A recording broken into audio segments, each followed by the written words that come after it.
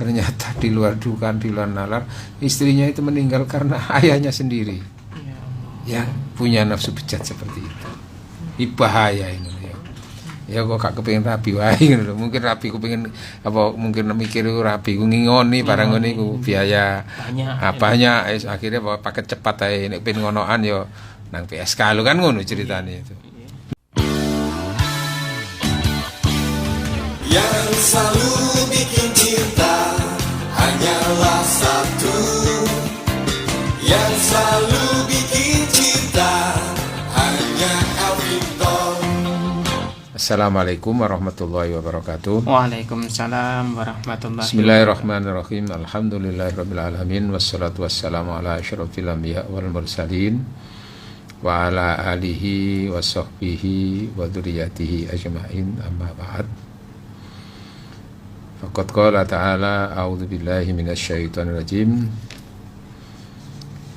Ma asabaka min hasanatin faminallah wa ma asabaka min sayyi'atin famin nafsik wa arsalnaka linnasi rasula wa kafa billahi syahida. Sadaqallahul kaum muslimin, pendengar, pengagum cinta ngaji katresnan Radio El Victor di mana saja berada yang dirahmati Allah, diberkahi Allah. Alhamdulillah kita bersyukur pada pagi hari ini ditakdirkan Allah bisa berinteraksi, berkomunikasi melalui radio.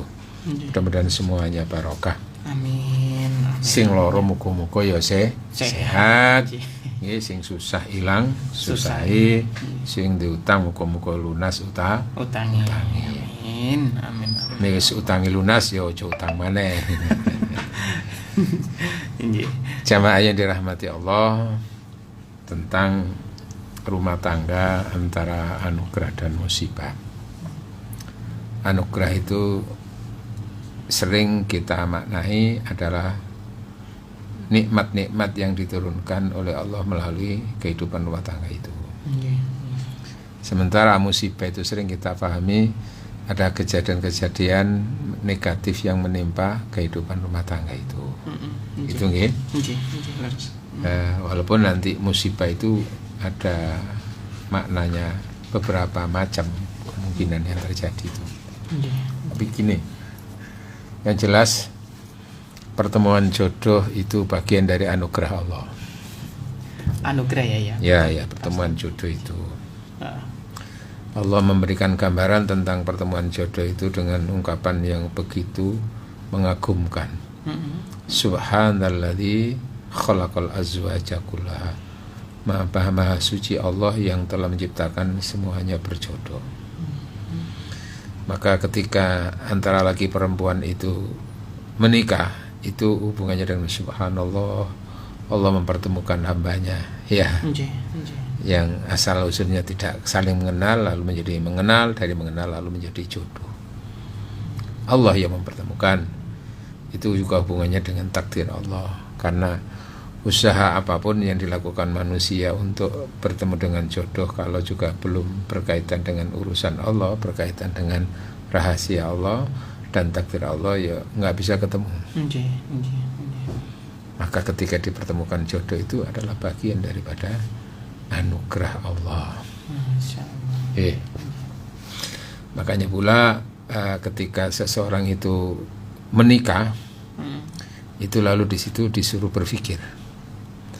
Wa min ayati an khalaqalakum min anfusikum azwaja. Di antara ayat-ayat Allah itu Allah menciptakan untuk kalian semua itu jodoh-jodoh. Agar dengan perjodohan itu leskatilitas kuno supaya uripmu itu dadi ayam dan terbahagia. Wa ja'ala bainakum mawaddatan, dan Allah memberikan bekal di antara kalian itu cinta mawaddah dan cinta rahmah. Semuanya dalam hal demikian itu terdapat tauladan, terdapat tanda. Ya. Inna fi dzalikal ayatin, itu semua adalah ayat tanda kekuasaan Allah agar kalian semuanya manusia mau berpikir. Masya Allah. Ya, semuanya kan anugerah dari Allah Subhanahu wa taala. Inna fi dzalikal ayatil qaumin yatafakkarun, supaya mau merenung dan berpikir itu. Nah, kemudian setelah menikah, jadi pernikahan itu adalah anugerah Allah, itu bagian daripada kekuasaan Allah, takdir Allah. Subhanallah, alhamdulillah. Lalu setelah menikah itu kan pasangan suami istri itu kan menjalani kehidupan. Itu namanya perjalanan cinta antar suami istri. Mengarah kemana perjalanan cinta nanti ini? Gitu ya. Mengarah ke surga apa mengarah ke neraka? Masya Allah, belum jelas ya. Mengarah kepada kehidupan yang membahagiakan atau kan kehidupan yang menyengsarakan. Masya Allah. Tapi secara umum ya siapapun menikah itu ya kepinginnya adalah arahnya supaya urip bahagia, ayem, tentrem. Intinya itu ya membangun surga lah begitu.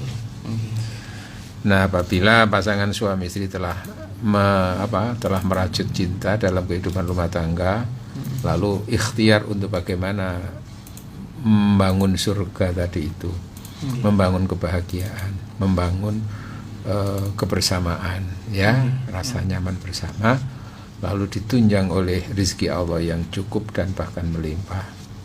Itulah bagian daripada rumah tangga yang penuh dengan anugerah Allah. Fadlullah, karunia Allah. Jadi ingin setelah berumah tangga suami istriku sehat terus, duit akeh terus, ya.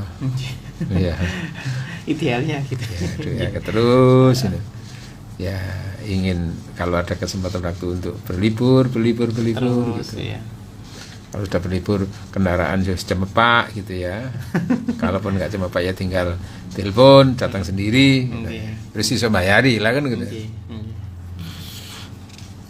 Anak-anak sehat, anak-anak sekolahnya lancar dan anugerah luar biasa dalam kehidupan rumah tangga. Itu adalah bagian daripada kekayaan. Bagian daripada kekayaan yang tak ternilai, termasuk ketika seorang suami dipertemukan jodoh dengan perempuan yang sholihah, itu adalah perbendaharaan yang paling tertinggi nilainya. Ya, gitu. Kanzun, simpanan, lantakan harta karun yang tak ternilai. Sebagaimana kebalikan seorang istri lalu bersuami dengan laki-laki yang soleh, yang baik, yang loman, sing dermawan, kan gitu toh, semuanya itu semua enak toh. Itu juga bagian daripada anugerah dari Allah Subhanahu wa taala. Jangan sampai menimbulkan rasa sombong dengan kelebihan-kelebihan itu. Maka Allah mengingatkan di surat di surat An-Nisa ayat 79, A'udzubillahi minasyaitonir rajim. Ma asabaka min hasanatin faminallah. Maka jika kamu memperoleh dan menerima anugerah-anugerah dari Allah yang menyenangkan, anugerah-anugerah yang membahagiakan, yaitu maka faminallah, akui itu semuanya datangnya dari Allah. Anugerah dari Allah. Jangan sampai merasa karena kehebatan kamu, jangan sampai merasa karena istrimu, karena suamimu yang hebat, itu enggak. Tapi intinya karena Allah menganugerahkan itu semuanya, yang wajib disyukuri. Duwe akeh disyukuri, sehat disyukuri, selamat disyukuri, kan duwe utang ya disyukuri, duwe utang ya disyukuri, nek iso nyaur kan itu.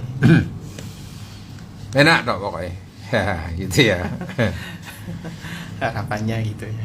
Terus kadang-kadang rumah tangga itu kan di luar nalar perjalanannya itu. Jadi suami istri membangun rumah tangga menggambarkan surga, membangun surga bersama. Tapi malah karena yang terjadi adalah kubangan-kubangan, iya kan? Kubangan-kubangan yang menjerat kebahagiaan itu, yaitu berarti apa? Lembah duka yang terjadi kadang-kadang itu. Nah, bahasa yang sering kita dengar itu, yang terjadi dalam rumah tangga itu bukan anugerahnya, tapi ada musibah. Ya, musibah. Nah, terkait dengan musibah ini ya apa? Kadang-kadang rumah tangga berjalan itu kok tidak seperti seperti yang diekspektasikan itu tadi, seperti yang dibayangkan sebelum menikah. Kok urip kok sengsara wae setelah menikah iki. Mending gak menikah kadang-kadang gitu. Malah lebih merasa nyaman dulu ketika gak menikah. Ini bebas, tapi barang di bojo kok tambah apa masalah wae. Masyaallah. Nah, itu lalu sering kita menyebut dengan istilah musibah. Terkait dengan musibah itu Allah menyatakan wa ma asabaka min sayyi'atin famin nafsik. Dan apabila menimpa pada dirimu adalah sesuatu yang negatif, sayyi'ah, sesuatu yang buruk, kejadian yang tidak menyenangkan, ajarannya Allah bagaimana? Famin nafsik, akui itu karena dirimu. Karena dirimu. Artinya dirimu itu ya karena kelakuan manusia itu sendiri, lalu Allah mendatangkan musibah tadi itu karena ulah manusia. Intinya diajarkan seperti itu ketahuan, sehingga tidak langsung tiba-tiba ya semuanya karena Allah, takdiri Allah. Ya kan itu tuh. Kita diajarkan untuk hal tidak seperti itu sikapnya itu. Akui pernah kesalahan-kesalahan dan dosa-dosa kamu. Nah, ini tema ini ada berangkat dari kejadian-kejadian kejadian di lapangan, lalu diinformasikan melalui medsos, melalui YouTube, melalui TikTok, melalui semuanya itu. Ternyata kadang-kadang dalam rumah tangga itu yang terjadi bukan anugerahnya tapi musibah yang paling banyak. Naudzubillah. Ya mulai dari tadi itu si istri tidak merasa nyaman dengan suami yang ada itu, atau sebaliknya suami kok merasa tertekan, tidak merasa nyaman dengan istri yang ada. Ya ini juga bagian dari musibah. Ya itu lalu diajarkan famin nafsik itu karena ulah kamu sendiri. Ya maksudnya itu orang suruh mengoreksi kalau ada kejadian-kejadian negatif yang menimpa di keluarganya itu tidak langsung moro-moro takdir Gusti Allah, jika terkesan menyalahkan Allah gitu. Maka masing-masing anggota rumah tangga itu mengoreksi diri. Oh ya Allah, barangkali selama ini saya banyak keliru, banyak salah, banyak kekurangan, dan begitu toh. Begitu. Fama asoka famin nafsi, karena dirimu sendiri. Tetapi kan nanti ada kejadian atau musibah itu dalam arti adalah bencana atau azab. Dalam berumah tangga itu yang terjadi adalah azab. Nah, ada contoh yang real ya di lapangan itu. Itu bermakna musibah sebagai ujian. Tapi nanti ada musibah sebagai azab. Bencana dan azab. Ada dua berarti ini ya? Iya, ada kemungkinan itu. Ya tadi itu. Artinya kalau bermakna ujian itu, orang-orang yang ditimpa musibah dan bencana itu orangnya baik, tapi kok tetap ada musibah. Nah itu bisa bermakna itu tetap ujian itu. Keluarganya tetap bertakwa tapi kena musibah. Iya, ujian. Nah, saya baca berita di koran 3 hari kebetulan kok sempat baca itu karena kasus itu. Ini kan yang di luar nalar itu ya terjadi ya. Ada kasus mertua membunuh menantunya. Iya kan ada itu di Pasuruan itu, Pasuruan Kecamatan Purwodadi. Di desa ya apa pun, Belimbing itu. Jadi ada seorang mertua membunuh menantunya. Perempuan. Menantunya itu seorang perempuan, ya. Hamil lagi ya. Hamil 7 bulan. 7 bulan, ada yang menyebut 6 bulan, ya, sekitar itulah gitu. Ya ini kan perkawinan kan berjalan begitu lancar gitu ya. Termasuk di mata keluarga yang korban itu juga selama ini baik-baik saja. Tiba-tiba ada kasus berita seorang mertua membunuh menantunya. Menantunya itu bernama ini gitu ya kan. Wah, itu gimana itu perasaan keluarga, perasaan suami, ya, ibunya, ayahnya gitu loh ya. Anaknya yang baru menikah mulai Februari yang lalu, terus sekarang sudah berjalan berarti sekitar 9 atau 8 bulan ya. Terus hamil, itu kan sudah kebahagiaan itu. Lalu tiba-tiba ada berita apa? Mati dibunuh oleh mertuanya. Allah, itu kan di luar nalar itu. Diusut punya usut, punya usut, ditelusuri ternyata latar belakang pembunuhan itu ternyata si mertua itu laki-laki, umur sendirian selama ini dengan anaknya yang laki. Ya, dia sudah menduda selama 10 tahun. Ya. Sementara dia masih di usia yang normal, masih membutuhkan kasih sayang seorang perempuan gitu. Katakanlah pelampiasan nafsu. Nah, saat itu si wanita ini sedang sendirian dengan mertuanya. Suaminya kerja. Dalam keadaan hamil 6 bulan tadi itu. Nah, ternyata di luar nalar si mertua itu senang sama ini, gitu lah ya. Senang sama si perempuan tadi itu. Apalagi dalam keadaan hamil, lalu dia semakin tertarik itu, masuk ke kamar dengan memaksa supaya melayani. Si anak ini lalu meronta, tidak terima, dalam arti ya melawan, tidak mau, karena itu dosa. Dan memang orang tuanya memang dalam posisi yang tidak benar gitu. Dia melawan, bahkan berteriak. Nah, dalam suasana teriakan itu ya kan menimbulkan kepanikan seorang laki-laki atau mertua ini. Jangan-jangan nanti ketahuan tetangga apa semuanya itu. Dia nggak berpikir sudah, karena hanya emosi, perasaan aja. Untuk menghilangkan jejak suaranya itu bagaimana? Tolong itu bisa berhenti. Ternyata ngambil pisau dapur kan itu. Dia lagi warung lagi ya kalah kan. Ya ini kan luar biasa kejadian di luar nalar ini. Ini musibah. Apakah lalu itu dimaknai musibah dalam arti azab dari Allah? Tentu bagi si wanita yang mempertahankan dirinya, tidak mau melayani nafsu bejat mertua tadi itu sesuatu yang benar, sesuatu yang baik.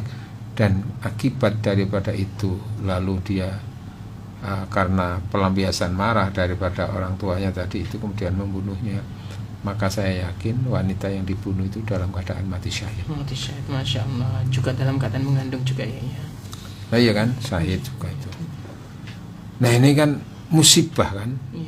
Nggak diduga-duga itu, subhanallah, di luar nalar. Ternyata mertuanya seperti itu loh. Jadi memang orang berumah tangga itu nggak bisa dibayangkan ketika sebelum menikah dan ketika awal-awal pernikahan itu perjalanan ini loh misterinya. Perjalanan cinta itu penuh dengan liku dan misteri kehidupan itu. Ada yang terjadi seperti itu. Masya Allah. Itu musibah dalam arti ujian. Ujian bagi yang jadi korban dan juga ujian bagi suaminya. Ternyata di luar dugaan, di luar nalar, istrinya itu meninggal karena ayahnya sendiri yang punya nafsu bejat seperti itu. Ini bahaya ini. Ya kok gak kepengin rabi wae ngono. Mungkin rabi kepengin mungkin mikir rabi ku ngingoni barang ngene iku biaya banyak akhirnya paket cepat ae nek pengen ngonoan yo nang PSK lu kan ngono ceritanya itu. Nah ini pas kebetulan menantunya sendiri yang membuat dia tertarik itu. Subhanallah, bisa seperti itu. Astagfirullah. Ini yang terjadi. Itu bisa bermakna musibah sebagai ujiannya itu ya. Karena bukan karena salahnya si perempuan tadi itu, tapi memang karena ini mertuanya tadi. Iya, mertuanya yang dasar mendak tiga mata keranjang apa laki-laki buaya darat itu. Masya Allah. Tapi bisa juga bermakna tadi kan antara musibah ya, antara anugerah dan musibah. Musibah dalam arti sebagai ujian, lalu ada musibah dalam arti itu bencana atau azab. Teguran atau bukan teguran ya bahkan bencana. Bencana dalam arti itu hukuman atau siksaan. Ya itu tadi misteri kehidupan rumah tangga, kehidupan cinta itu tidak seperti sejalan dengan apa yang sering dibayangkan dulu ketika perkenalan itu. Ketika perkenalan saat yang tertarik itu kan ngomong-ngomong ketok rasane seneng sak jam 2 jam gak kerasa. Di situ terus punya komitmen, aku sekiranya tidak menikah dengannya, mending aku tidak akan pernah menikah dengan siapapun, karena di hatiku hanya dirinya dan diriku hanya ada di hatinya, tidak ada di yang lain. Ngono ya. Ternyata setelah menikah itu kok nggak seperti itu. Nah, kasus berikutnya adalah ada seorang suami itu tega apa membunuh, bukan jangan dibunuh seperti di apa itu disembelih lainnya itu tadi, tapi ternyata dibunuh itu dengan cara dipotong-potong tubuhnya terus dibakar. Istilahnya mutilasi. Menghilangkan jejak juga. Subhanallah. Yang melakukan itu suaminya sendiri. Dan ketika perkenalan itu kan mungkin sudah sempat berjanji, ya apapun yang terjadi jika aku tidak menikah dengan dirimu, mending aku tidak akan pernah menikah dengan siapapun. Karena bagi aku hanya dirimu lah yang menghunjam di hati ini. Sekiranya aku tidak bisa menikah dirimu, Mas, mending aku tidak akan pernah menikah dengan siapapun.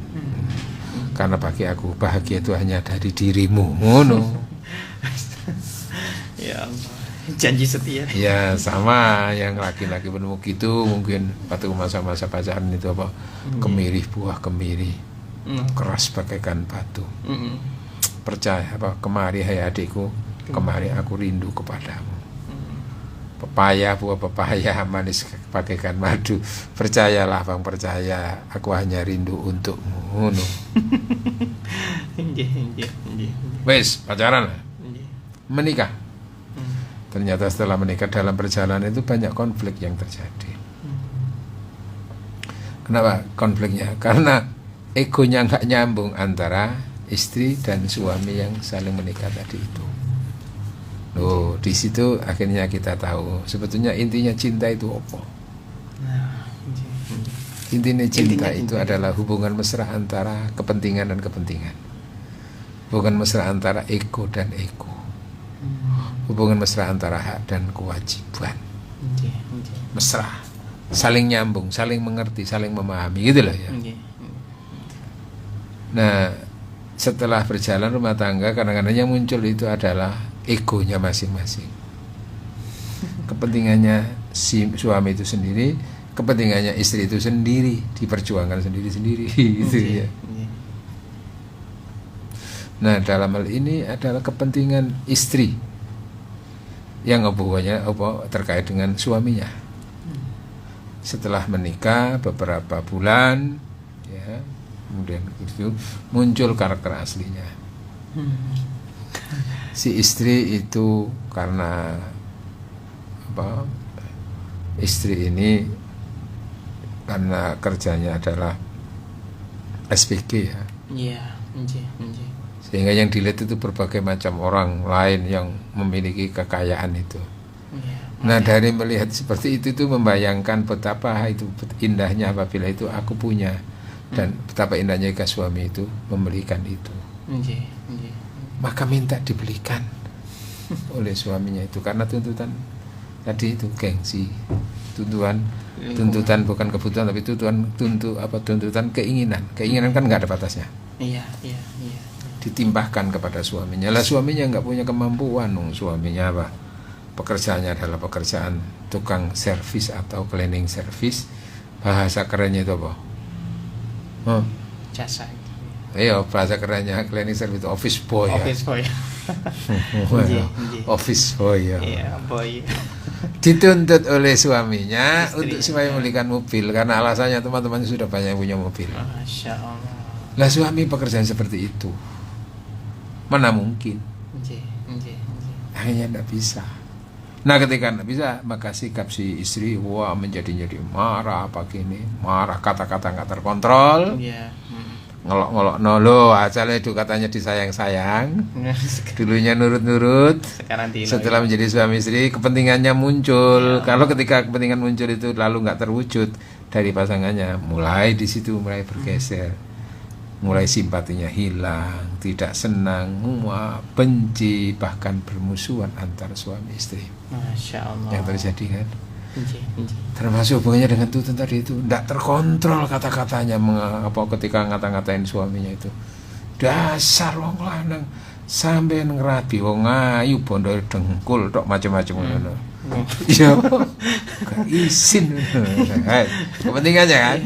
Iya. Nah, saat dikata-katain seperti itu, wah marah itu, dongkol sekali itu seorang laki-laki ini. Terus marah kepada istrinya tadi itu. Loh, kalau sudah urusan marah, percekcokan, kalau urusan mulut menang mesti menang yang laki-laki gitu ya. Kalau urusan apa ini? Kata-kata, urusan banyaknya kata itu. Maka yang diambil itu bukan dengan bertumbuh kepada kata-kata. Kata-kata kalah orang lanang. Fisik. Menang tapi mikir, yopo emosi. Saking bencinya apa dikata-katain tadi itu loh. Kadang-kadang kan muncul itu. Mangkel itu tersinggung aja. Setan bermain gitu loh ya. Wis patenono bojomu iku, lambe opo iku ngono. Gak kanggo. Saking mangkelnya dikata-katain istrinya, bahkan mertuanya juga ikut itu. Dikawa kabeh. Oh, rabi anakku bondo dengkul tok akeh tunggali kan macam-macam kok ngono. Tambah tersinggung gitu loh. Ternyata di balik ketersinggungan itu tersimpan dendam. Maka dia ke pasar beli golok. Untuk apa itu? Bukan untuk masak di dapur itu, tapi direncanakan untuk menghabisi istrinya yang cerewet yang aneh itu. Maka saat tidur dia itu, saat lengah itu dia melakukan rencana jahat itu dengan membunuhnya. Dia mikir, ya apa caranya menghilangkan jejak itu? Ternyata dipotong-potong tubuhnya, ya Allah. Sebagian itu dibakar. Istrinya sendiri itu. Ini bagian dari anugerah atau itu bencana ini? Bencana. Suaminya sendiri loh ya. Sebagaimana kemungkinan istrinya juga bisa karena membunuh suaminya. Bencana itu.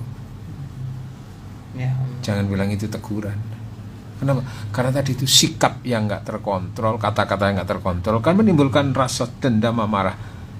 Termasuk orang yang dicintainya kan itu asalnya itu. Jadi kalau sudah yang ada itu marah tak ya suka cinta mana mari ngono. Bahkan mate-mate nulung ngono. Dan kenyataan kan terjadi kan. Ternyata memang yang membunuh itu suaminya. Kalau ini tadi apa? Yang melakukan kejahatan itu mertuanya, bukan istrinya, walaupun kadang juga ada suaminya sendiri yang. Nah, dalam hal ini apa ini? Suaminya yang melakukan kezaliman. Tapi juga nggak langsung serta merta suaminya itu disalahkan. Tapi juga yang perlu disalahkan adalah istrinya itu. Yang ketika punya keinginan harus dituruti, kalau nggak dituruti kata-kata muncul nggak terkontrol itu orang akan tersinggung. Nah, hati-hati ketersinggungan itu diam tapi mikir ceru itu. Nah, di situ ternyata rumah tangga itu bisa mendatangkan anugerah kenikmatan, tapi juga tidak sedikit kadang-kadang mendatangkan musibah dalam arti bencana, azab. Ya Allah. Penuh misteri perjalanan hidup. Maka kita diajarkan Rasul jangan gerusa-gerusu, termasuk jangan hanya bertumbuh kepada kemampuan lahiriah kita melihatnya lalu kita langsung sepakat menikah aja. Barang nggak cocok di kemudian hari menjadi musuh kan itu. Yang terjadi bukan anugerah tapi yang muncul adalah bencana. Naudzubillah. Ya, baik duluran Victoria, kita lanjutkan kembali duluran. Baik, Yai, ini berkenaan tadi yang disampaikan mengenai ada sebuah kejadian kasus gitu ya, mertua yang membunuh menantunya, di mana mereka ini menantunya ini dan juga anaknya ini merupakan manten anyar. Apakah harus ketika waktu manten anyar ataupun baru menikah kita itu harus berpisah dengan orang tua dalam tanda kutip tempat tinggalnya, Yai? Bagaimana nanti jika orang tua itu meminta kita untuk tinggal di rumah? Itu yang benar bagaimana, Yai? Jadi ya sebetulnya dua-duanya benar, bukan salah atau benar gitu. Ya dari sisi logika kan ya wajar aja ya. Seperti contoh tadi itu ikut orang tua, ikut suaminya kan, terus suaminya terus dengan orang tuanya yang duda tadi itu. Nah ini memang kan dari sisi itu kan ya wis timbangane kontrak omah wong omah ya kosong kan gitu toh. Terus sekaligus mungkin bantu untuk orang tuanya. Tapi dari luar itu kan seperti itu yang terjadi, misterinya ternyata menyimpan sesuatu yang membahayakan itu bagi seorang mertua tadi itu. Ya sehingga mungkin kalaupun itu sempat bersama dengan orang tua atau dengan mertua, lihat aja perjalanan itu apakah selama dengan mertua hidup itu nyaman-nyaman saja atau banyak problem atau apa, ada atau tanda-tanda kayak apa gitu loh ya. Itu kan bisa seperti itu. Jadi tergantung disitulah maka pentingnya mohon perlindungan Allah dari segala keburukan tadi itu. Ya termasuk keburukan di dalam rumah itu, keburukan penghuni rumah itu dan semuanya termasuk ya bisa mertua. Ya pengalaman aja ya tergantung kondisi juga orang tua kan. Pengalaman saya aja juga sempat dulu itu ikut mertua itu selama 4 tahun gitu ya. Tapi memang relatif dengan keluarga dengan mertua nggak ada masalah ya, nyaman-nyaman aja. Cuman lalu kan mosok urip selamanya ikut ngempeng wong tuwa ini ya, maka kepingin mandiri baru mikir belakangan gitu. Sehingga ya umumnya itu ya ikut dulu beberapa bulan mungkin sambil berjalan supaya bisa mandiri. Sehingga tadi suaminya mungkin karena mungkin suaminya juga seperti kasus tadi itu saat itu masih sedang mencari pekerjaan, interview pekerjaan itu loh. Masya Allah. Kan menikahnya kan baru sekitar 8 bulan itu. Nah, itu kan di luar nalar itu. Tapi yang jelas itu kita maknai bukan bencana, bukan azab ya bagi yang dibunuh tadi itu bisa mati syahid itu karena dia mempertahankan kesuciannya. Nah suaminya ini bisa bermakna ujian itu, musibah ini. Ya siapa nggak membayangkan kan gitu ya di saat lagi bahagianya di saat istrinya lagi hamil 6 bulan gitu kan, bagaimana suami itu sudah senangnya gitu, terus tiba-tiba seperti kejadiannya itu. Masya Allah. Ternyata itu. Jadi perkara apakah sebaiknya itu ikut orang tua ataukah sebaiknya itu mandiri, ya kalau sudah merasa layak untuk mandiri dengan pasangannya ya mungkin diawali dari kemungkinan ngontrak atau bangun rumah atau sebagainya. Itu mandiri itu lebih terselamatkan. Mandiri lebih terselamatkan. Tapi tentu juga dengan pasangan yang baik juga. Kadang-kadang ada seorang istri itu sudah mandiri bersama suaminya atau suami mandiri sendiri, sudah kontrak sendiri atau mungkin tidak gabung dengan orang tuanya lalu beli rumah atau apa. Kadang-kadang di situ kalau pasangannya nggak bagus itu ya malah ya mending saya tetap bersama dengan orang tua kalau ikut suami kayak gini loh, bisa kan begitu toh. Jadi semuanya terkait dengan kondisi yang ada. Memang idealnya itu ya mandiri tadi itu diharapkan itu.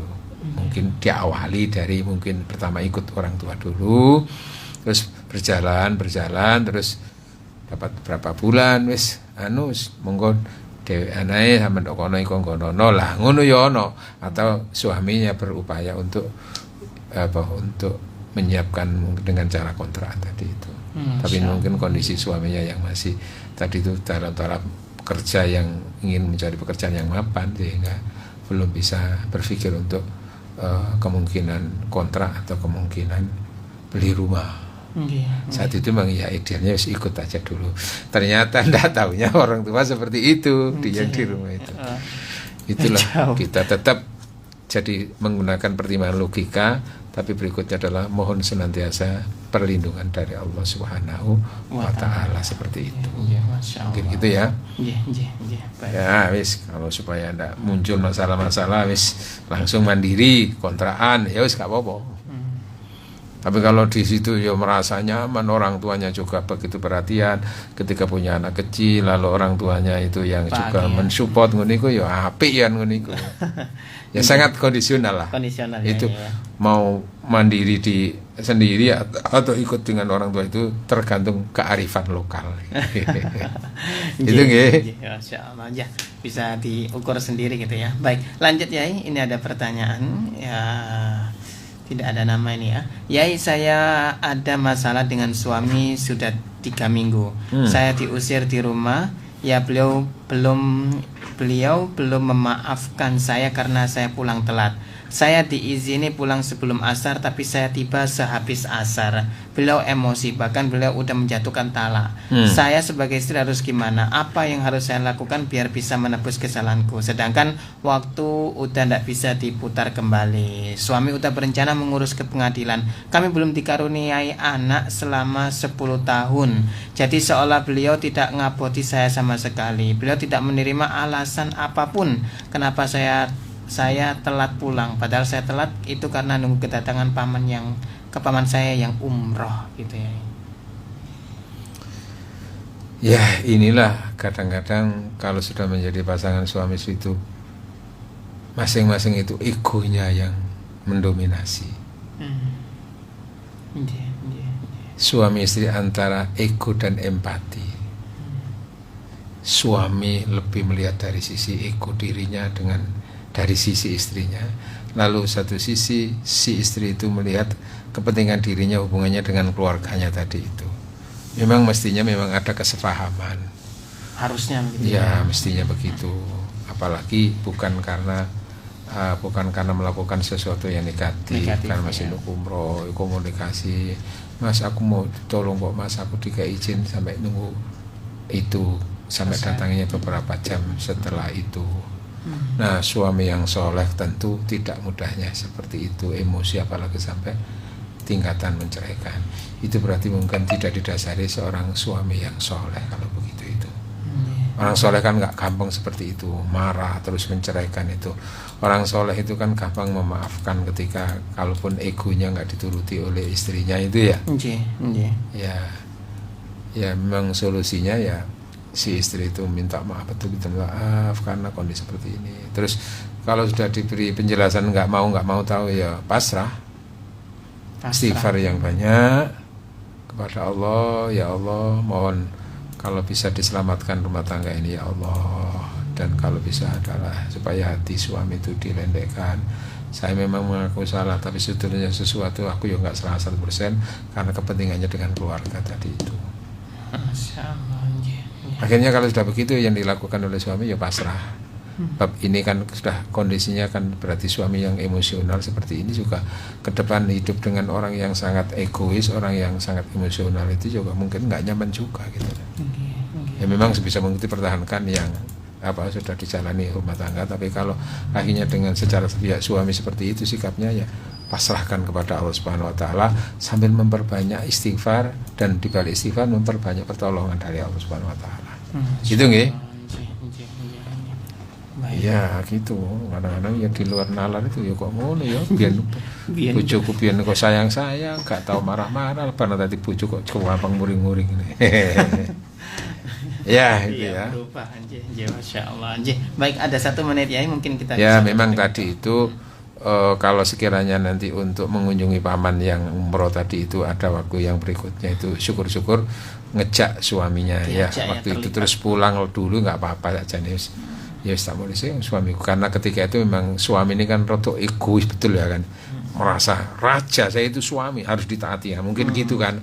Saat itu mungkin si istri ngalah, ya aku tak boleh saya timbangan itu tadi masalah, kemudian baik kepengen nyambangi paman umroh ya aku tak lihat hari berikutnya apa, syukur-syukur dengan suami lah mungkin begitu maunya itu ya. Tapi sudah kadung nasi sudah menjadi bubur, nggak bisa jadi nasi lagi ya tinggal diperingkan aja, jadikan karak gitu. Ada nggak amalan ya untuk meluluhkan hati suami ini tadi agar berubah? Ya yang jelas itu memperbanyak istighfar, memperbanyak istighfar, lalu sering membacakan Fatihah untuk pasangannya atau siapapun ketika iya karena berdoa iya karena selain itu di hati itu menyembah kepadamu dan hanya kepada kami mohon pertolongan. Pertolongan itu hubungannya dengan apa itu? Untuk termasuk apa itu menjadikan hati pasangannya itu menjadi hati yang lembut gitu, nggak kasar itu. Di samping memang orang yang berdoa sendiri itu juga nggak boleh kasar gitu loh. Kan karena kan kembali gitu. Sing wedok kasar, akhirnya sing lanang ya kasar. Nah, kadang-kadang itu egonya tinggi, akhirnya sing lanang ya podo egone, podo ae. Nah itu juga istighfar itu di situ. Istighfar karena kita mungkin banyak melakukan kesalahan sendiri atau mungkin kita salah dalam menentukan pertimbangan waktu itu memilih pasangan ya atau mungkin kita sebelum menikah itu banyak kekeliruan banyak kesalahan dilakukan iya kan dosa sehingga bisa saja menjadi teguran itu kilo pian sih kon pilan-pilan kon ini akhirnya ini ya. Masya Allah. Astagfirullah Rabbal barah astagfirullah minal khotoya. Betul nggih? Mudah-mudahan pertemuan ini senantiasa memberi manfaat diridhai Allah Subhanahu wa taala. Amin. Subhanakallahumma wa bihamdika asyhadu an la ilaha illa anta astaghfiruka wa atubu ilaik. Wassalamualaikum warahmatullahi wabarakatuh.